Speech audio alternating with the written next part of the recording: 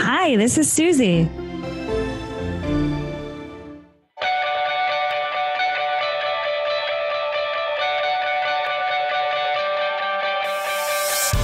This is RX Talk with Suzy, the first and only pharmacy-specific podcast for women, about women, hosted by women. As recently as the 1960s, women made up only 8% of all U.S. pharmacists. Today, that number has increased to over 55% of the women pharmacist workforce and 85% of the pharmacy technician workforce.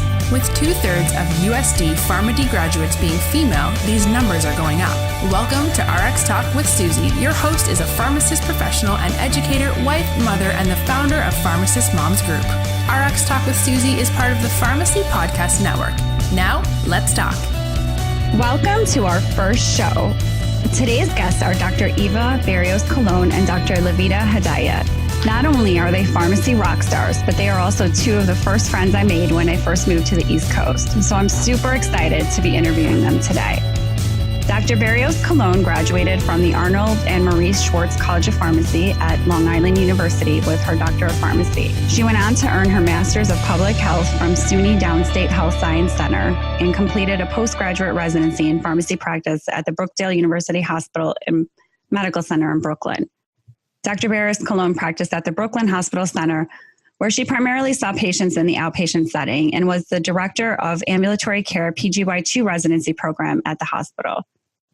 She then spent some time at Touro College of Pharmacy, where she served as the chair of the Social, Behavioral, and Administrative Sciences Department. And she is currently an associate professor of pharmacy practice and director of community and co-curricular affairs at Long Island University. She has authored various papers and book chapters in addition to serving as a peer reviewer for various pharmacy-related journals. She is board certified in pharmacotherapy and a certified anticoagulation care provider. Her research area interests are anticoagulation, smoking cessation, public health, and HIV. Thank you, Suzy. I'm really excited to be here. Thanks so much. I'm super happy you're here as well. Our second guest is Dr. Levita Hedayat, and she currently serves as the Medical Science Director Consultant for Melinta Therapeutics. Her background includes 14 years of combined experience in working in scientific affairs for a pharmaceutical company, leading a clinical program, conducting research and teaching in an academic environment, and a co-lead in an antimicrobial stewardship program. Levita received her PharmD from Western University Health Sciences, Pomona, California, and she completed 3 years of postdoctoral training, which comprised of 1 year general acute pharmacy practice residency and 2 years of infectious disease pharmacokinetic fellowship at USC, University of Southern California. She is an infectious disease expert, acknowledged through over 30 publications, including peer-reviewed publications and national poster presentations. She's also the lead author of a practice-changing publication and recipient of the Impact Paper of the Year Award in 2008 from the Society of Infectious Disease Pharmacists. Welcome, Levita. Thank you, Suzy, for a wonderful introduction. Thank you, guys. So I'm super excited to have you here, and I want to welcome you to the first show for RX Talk with Suzy. I'm really excited that we're going to be talking about today a topic that is very near and dear to my heart, which is Women Pharmacist Day. And as I'm sure you're both well aware, the first day is going to be held this October 12th, 2018. And I just wanted to start out by asking you, why do you think it's important to recognize women for their contributions in pharmacy? Great question. And I think, thinking about that question, the commitment of women pharmacists to our profession really cannot be doubted. One of them is really, to you as well, Suzy, for having this Women Pharmacist Day. And I think that's remarkable. And he has taken many dedicated, determined, and committed women to advance our status in women pharmacy thus far. And I believe we have came a long way in achieving intellectual and social equality to our male counterparts. And we should continue to celebrate and recognize this. And it's important to celebrate these achievements and to continue inspire generation of pharmacists. And in my mind, status quo should never be enough. Completely agree. I completely agree. Eva, did you have anything to add? Yeah, it feels great to have our own day. I know October is American Pharmacist Month, and there's a lot of different events that go on nationwide. But just to have one day that's completely dedicated to females, and we can kind of reflect on how far we've come and look forward to the future and where female and pharmacists want to be. I think it's something, being in academia and working with a lot of students, it's something really fun and something that I think could have a major impact for the profession going forward. If you think about pharmacy overall, historically it was a male-dominated profession. I mean, if you think about over the last decade, maybe even a little longer, there's been a trend towards having, I guess at some point, more of a 50-50 in new entering students into the profession. And now I think it's even, the scales have tilted and we have more new students starting that are female than male. So there's a lot of, historically, not only in pharmacy, but overall in the professional world, there's a lot of barriers that females have faced. And it's really exciting to kind of be on the cusp of just, training new female pharmacists and what they can do in the future. Definitely. I would agree. And I think you touched on a really important point, which is barriers. And I think that there have been barriers that women have faced throughout College of Pharmacy and whether it's pharmacy education and pharmacists in general. And I think just looking back at my own path and when I initially wanted to start this day, I remember looking at some of the photos at the College of Pharmacy that I graduated from, and there were a bunch of black and white photos hung up on the wall, and they had maybe 3-4 women sprinkled in with a bunch of males in each graduating class. And I really think about some of the barriers that those women were facing, whether it was going to school or becoming a pharmacist or really just becoming educated in a time where a lot of women chose not to go to school, or they might have chose a different path for their life. So in your experience, you guys, what do you guys think in terms of any barriers that women might face today, or have any of those barriers improved in the last few years? Well, that's a great question, Suzy. So I think just having a female pharmacist out there practicing and kind of striving to climb the ladder, many times you look at role models and who you can kind of strive to be kind of your mentor in the profession. And because many times there's less females in leadership roles, I think that could potentially be a barrier as females are kind of climbing the ladder and trying to get into more positions of power, either in institutional pharmacy, in academia, or even in retail pharmacy. I think many of those positions are still held are male dominated, and there definitely is a role to have more gender diversity in these type of leadership positions. So I think students that are just graduating are really looking for, people like you, Suzy, or like Levita, just to kind of model how they want to climb that ladder and reach more of a, I guess, higher position in pharmacy. No, that makes sense. Do you think there are any specific barriers that maybe have improved in the last few years or in the last maybe 10 years that have improved for women in pharmacy? Definitely. I guess I could be the optimist on this part, right? If you look into our graduates, right, probably about 2/3 are female. And this is kind of like a big improvement from 13% in the 70s.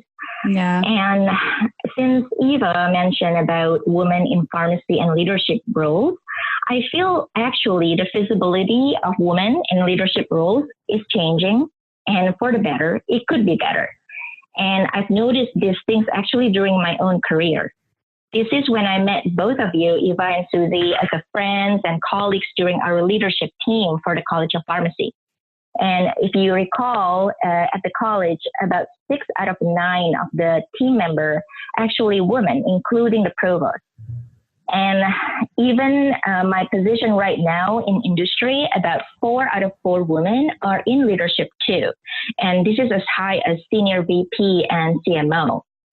And I feel like actually women in pharmacy probably in stronger position. It could be better. And if you look into the statistic, it's still probably less than half in academia. So I agree with you, Eva. But I feel like the battle is, close being won, again, to all the effort that, women have gone above and beyond Call of Duty. That's a good point, Levita. And just to add to that, if you think about, stereotypes and potential some unconscious bias in, I guess, positions of power, when a young female is kind of going towards that route of a dean position or maybe a director of pharmacy, there could be an unconscious bias that candidate, that female candidate, might take time off potentially to have children or might go part-time. So I wonder if there's data out there or, just anecdotally about holding those positions back from young females, only because there could be that bias that they might take time off or they might go part-time. I think just overall in looking professionally, I think that has been a bias towards females, and that could be something that also exists within the pharmacy world as well. Yeah, definitely. I think that comes up often. And I think there's been so many questions that I've actually personally received from women saying, you know what, I'm pregnant, but I'm going on an interview. What should I do? And I think those barriers have somewhat improved where a lot more women are more comfortable walking into an interview pregnant, but I think a lot of them are still nervous about doing that. So it still does exist today. And I think it is impacting pharmacists today. Just looking back, it reminds me of a story when I was practicing. I won't say where, but I was at a particular meeting and I was pregnant with my daughter. And I remember it was male dominated. I think I was only one of two females in the room. And there was a comment made about, I guess, is my belly. And they said, oh, I wonder whose belly is bigger than Eva's. So they were kind of going, oh boy. Wow. I kind of laughed. I said, oh, that's so funny. But inside, I kind of thought about it. I was like, oh, I feel like that's a little offensive. And it's almost like you have this shyness about being pregnant when you're sitting around a room full of males. So that's just something that I experienced myself at a meeting. And it didn't sit very well with me in retrospect. And it even stands out so many years later. Yeah, I can imagine, because it's like you still want to make sure that you're showing to everyone that you can get your work done, that it's really, this has nothing to do with your work. So why is this, a topic of conversation? Yeah, I agree. I agree.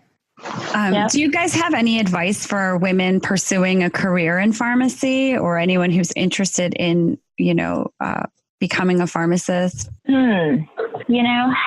I thought about this, and it's actually, in terms of, this is to point out the group that Suzy had created, Pharmacist Mom Group, that now has 14,000 members. And I really do enjoy reading a lot of these topics, and I learn a lot from it.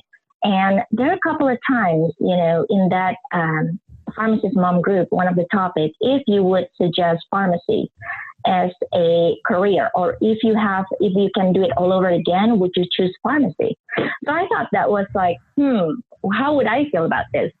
And if you really think about it, pharmacist is actually still ranked as the second most trusted position. And this is, behind nurses and ahead from medical doctors. So I thought that's good, right? And now, we know being a pharmacist is really tough. The job could be stressful and the hours could be long. But in my mind, whatever career and decision that you make in choosing your profession, and, both of you can, relate to this, do it for the right reason and try your best to love what you do. I feel like if you love what you do, people will see you as a person who's positive. And like Eva mentioned, seek mentorship. I think that's really important. And, it's a natural progression that you will meet many mentors in life and, speak up, raise hands, provide solutions.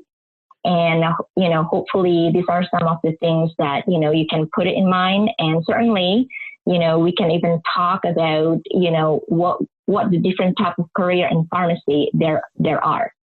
Yeah, so I think mentorship is extremely important.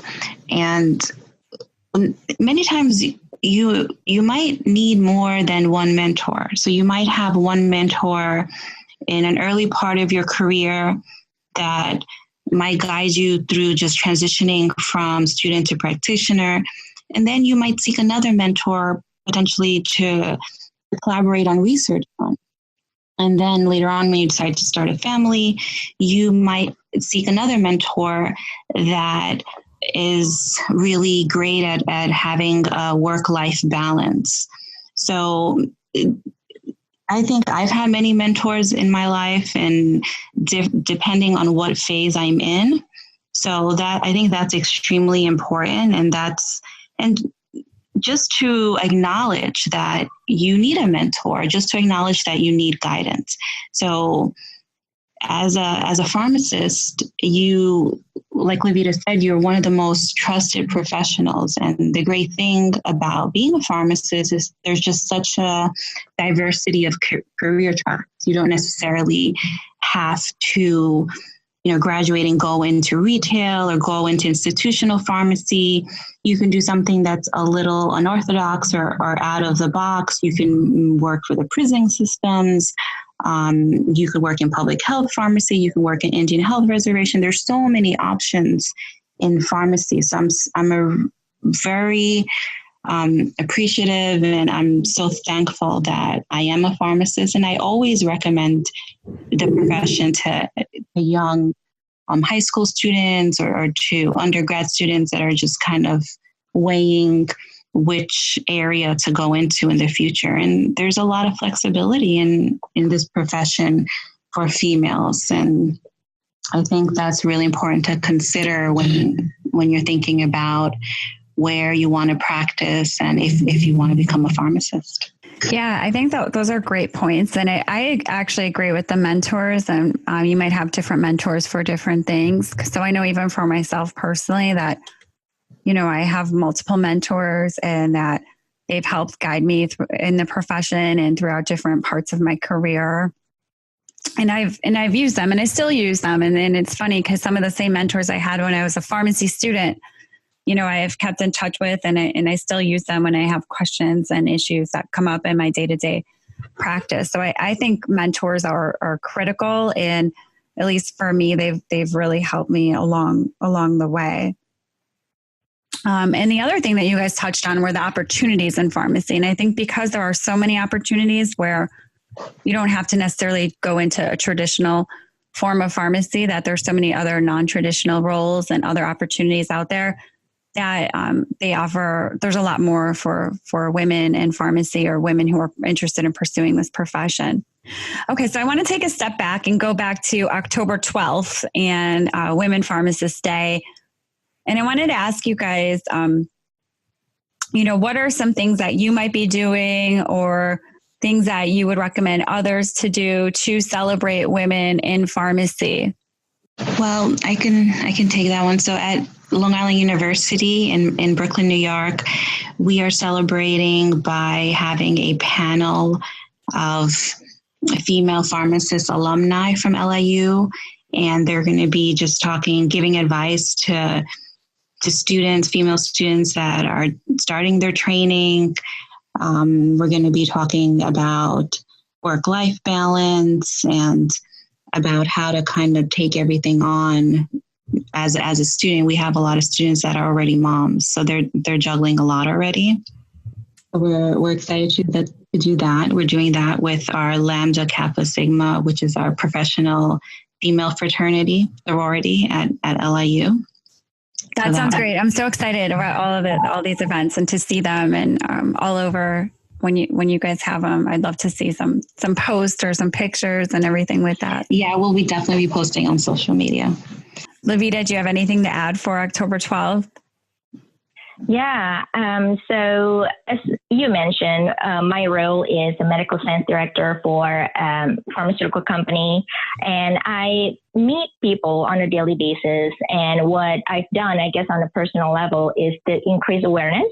And every time I see, a female pharmacist, I talk about, what you've done with the group. And in terms of, now we have a day dedicated for female pharmacists and, working slowly towards actually, talking to some of the female leaders in my company to see what we can do as a whole, as, celebrating this important day. Oh, that's great. I'm super excited. And I think we just got to get the word out there. We're actually doing a raffle for this show, this specific show. So for everyone who listens in, we're going to be announcing a winner for an Apple iWatch 4 in honor of October 12th and Women Pharmacist Day. So I have a lot of, it's exciting, right? It was pretty exciting. That's from the Pharmacy Podcast Network. So, and I didn't even realize, did you guys know the new Apple iWatch 4 takes your EKG? No. Wow. No. Yeah. That's great. Yeah, I was surprised. But then I was reading an article that it was saying that it might be scary to put that out in the general public too. So it should be interesting. Yeah, I wouldn't want my EKG written every day. Like, I don't know. Not Eva. No, too much stress for me. No way. Yeah, sometimes it's like, I don't want to know what's going on. I was going to ask you guys, do you guys have, so for me, quotes are really helpful and they help to motivate me and guide me. And I sometimes just read them when I'm just to help ground me sometimes, or I'll go onto my Instagram and look through them just when I'm looking for motivation or inspiration and things like that. And I was going to ask you if you have any favorite quotes or things you do what do you do for, motivation, or if you have a quote about women or something to keep you grounded. Who doesn't love quotes, right? I love quotes. And I think, probably there are two quotes that I live by, and this is certainly from the different career that I have for the past 14 years. One of them is, if you know Steve Prefontaine, is to give anything less than your best is to sacrifice the gift. And I live by that, try your best. And then the second one is actually from my dad. And he said, make it a habit so you don't have to try so hard. Oh, I like that. I like that one a lot. That's a good one. I should actually tell my children that. I like that a lot. That's actually true. I should tell myself that too. Eva, so I have one. I have one, and this was given to me by a resident that graduated from the hospital years ago, and I always keep it up near my desk. And let me see if I can remember exactly what it said. It said she put on her favorite shoes and took her favorite bag and went out and changed the world. Oh yeah. Yeah, that's good. That's great. I think it just sums it up. Like, you remember who you are, and then you just go out and give it your best every day. So just give it your 100% and have that, I guess, confidence and just to jump in feet first with your best shoes. Yeah, definitely. I think that's so important. And I think it's important and it resonates no matter where you are or where you go and what you do, to always just kind of give your best foot forward, and people will remember you for that too. Any quotes, Suzy, that you like to live by? Oh my goodness. I feel like I have a new quote every day. So it's hard, but I did have one. I have one that's on my website actually, and that I kind of keep near and dear to me. And it's basically just saying that live life as if everything is rigged in your favor.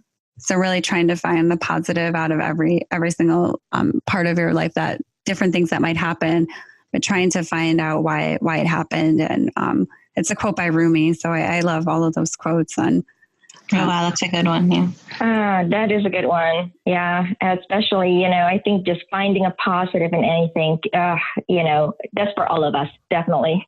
Yeah. And sometimes it's hard, but yeah. Looking at the silver lining, like in everything, there's a lesson. I always tell the students to challenge themselves. Like if you're too comfortable, it's not good. You want to be uncomfortable at least once a day.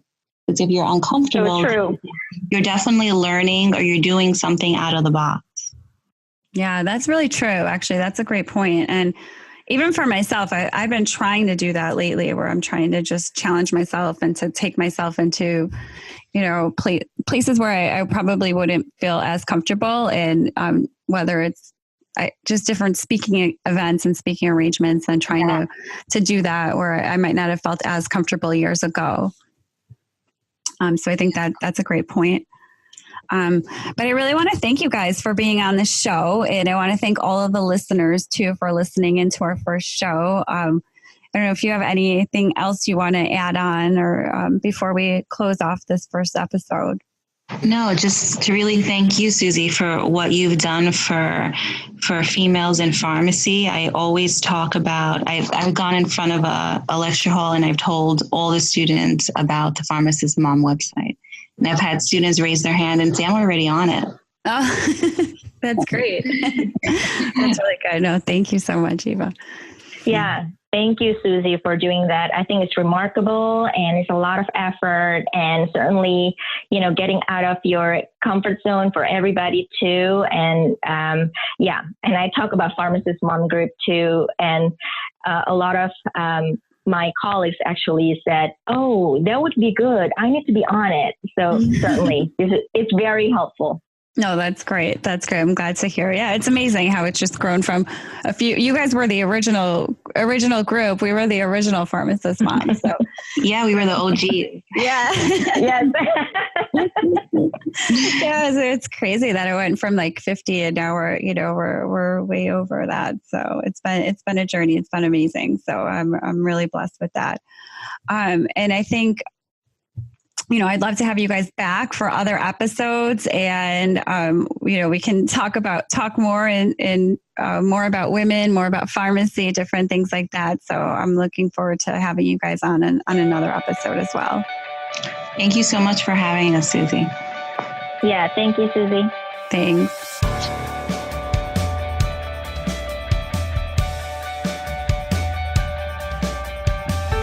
Thank you for listening to RX Talk with Suzy. Please share this podcast on all your social media outlets and help us reach other women in pharmacy. Be sure to check out our website. Go to pharmacistmomsgroup.com.